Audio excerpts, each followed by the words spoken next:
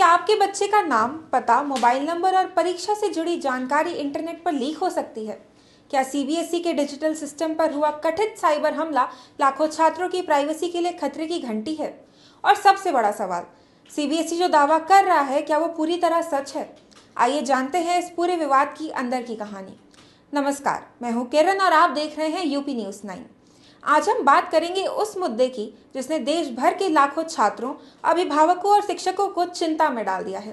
CBSE के on screen marking यानी OSM system और उससे जुड़े कथित साइबर सुरक्षा विवाद के शिक्षा जगत में सबसे बड़ा सवाल खड़ा कर दिया है। क्या छात्रों का डेटा सच में सुरक्षित है?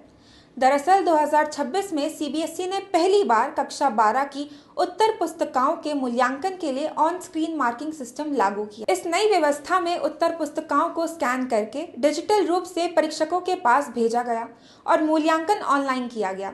सीबीएसई का दावा था कि इससे पारदर्शिता बढ़ेगी, मानवीय त्रुटियां कम होंगी और मूल्यांकन प्रक्रिया अधिक आधुनिक और तेज होगी। लेकिन परिणाम आने के बाद कई छात्रों और अभिभावकों के अंकन प्रक्रिया, उत्तर पुस्तिकाओं की गुणवत्ता और पोर्टल की तकनीकी समस्याओं को लेकर सवाल उठने शुरू कर दिए गए। विवाद तब और बढ़ गया जब एक युवा साइबर रिसर्चर ने सोशल मीडिया पर दावा किया कि उसने सीबीएसई के ओएसएम पोर्टल में सुरक्षा खामियां खोजी हैं। उसके अनुसार कुछ कमजोरियों के जरिए सिस्टम तक अनाधिकृत पहुंच संभव थी।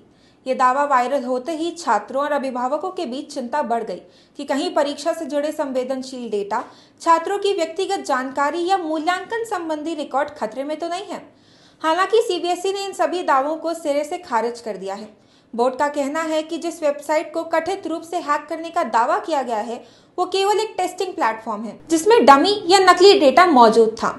सीबीएसई के अनुसार वास्तविक मूल्यांकन पोर्टल पूरी तरह सुरक्षित है और उसमें किसी प्रकार की सुरक्षा सेंध नहीं लगी है।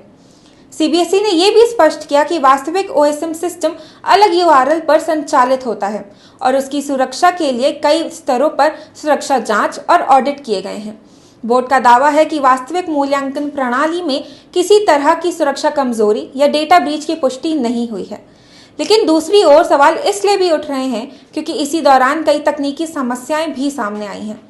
छात्रों ने रीवैल्यूएशन पोर्टल पर लॉगिन समस्या, भुगतान संबंधी दिक्कतें, उत्तर पुस्तिकाओं को डाउनलोड न कर पाने और वेबसाइट के बार बार क्रैश होने जैसी शिकायतें दर्ज की हैं। सोशल मीडिया पर हजारों छात्रों ने अपनी परेशानियां साझा की।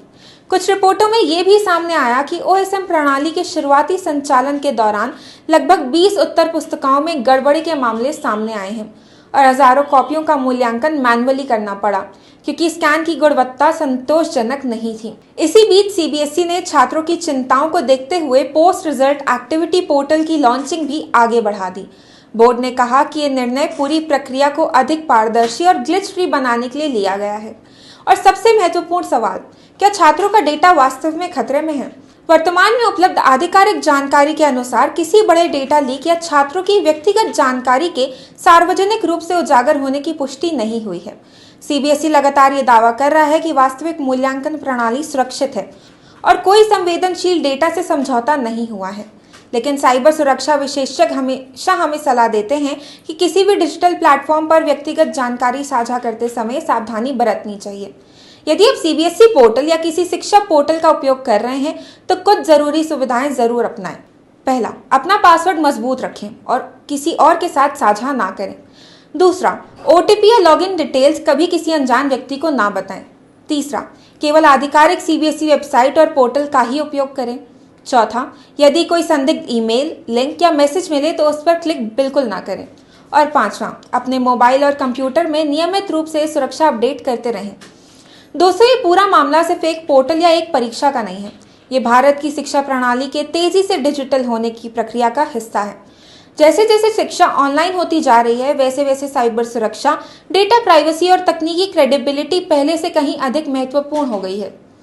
फिलहाल सीबीएसई का कहना है कि उसका सिस्टम सुरक्षित है और किसी डेटा ब्रीच की पुष्टि नहीं की गई है।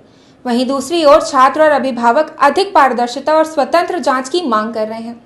अब देखना यह होगा कि आने वाले दिनों में ये विवाद किस दिशा में जाता है और क्या सीबीएसई इन सभी सवालों को ऐसा जवाब दे पाएगा जिससे छात्रों और अभिभावकों का भरोसा पूरी तरह बहाल हो सके।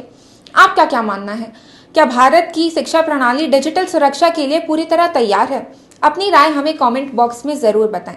अगर आपको ये वीडियो उपयोगी लगी हो तो लाइक, शेयर और सब्सक्राइब करना ना भूलें। ऐसी ही और जानकारी के लिए जुड़े रहें हमारे साथ। मिलते हैं आपसे दूसरी वीडियो में। तब तक के लिए नमस्कार। जय हिंद।